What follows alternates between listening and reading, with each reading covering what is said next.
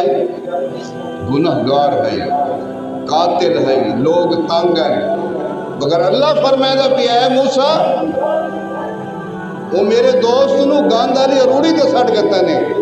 تسا کلام بعد وچ کرائے پہلے اس نو اتھو چاؤ اس نو غسل دیو کفن دیو جنازہ پڑھاؤ اندے واسطے دعا منگو اس نو قبر وچ خود لہاؤ بات میرے نال کلام کرائے موسیٰ علیہ السلام اپنے ساتھیاں نو نال لایا اس بستی چ گئے پوچھا تو انہاں آکھا جی وہ پیے وہ گند والی اروڑی تے پیے تو موسیٰ علیہ السلام نے اپنے ساتھیاں نو نال لایا اس شخص نو اتھو چایا اس نو غسل لیتا اس نو کفن پوایا اس دا جنازہ پڑھایا اس نو قبر وچ آپ اتارا اس واسطے دعا منگی لوگ حیران ہیں پریشان ہیں بھی یہ کیا ماجرا ہے اتنا گناہگار آدمی ہے اتنا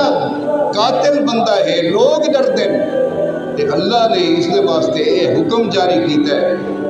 موسیٰ علیہ السلام آکھا میں نے بھی نہیں پتا میں جلے اللہ نے کلام کرے سا اللہ تو پوچھ سا موسیٰ علیہ السلام اس نو دفنا کے دعا مانگ کے جلے کوئے طور تے گئے اللہ نے کلام کیتا تا موسیٰ علیہ السلام نے پوچھا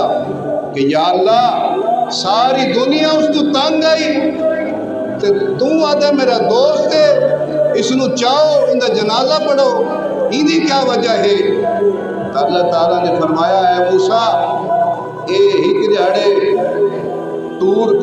اپنی کتاب تورات پڑھتا بیٹھا ہے تورات دے اندر اس میرے محمد مصطفیٰ میرے محبوب دا نام پڑھا ہے اور اس نو چوم کے اکھی تے لائے میری غیرت گوارا نہیں کرے گی جیڑا میرے محبوب دے نا دی عزت تے احترام کرے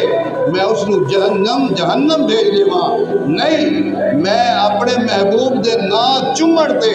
یہ سارے گناہ معاف کر اس نو میں جنت بھی عطا کر دیتی ہے اور اس نو میں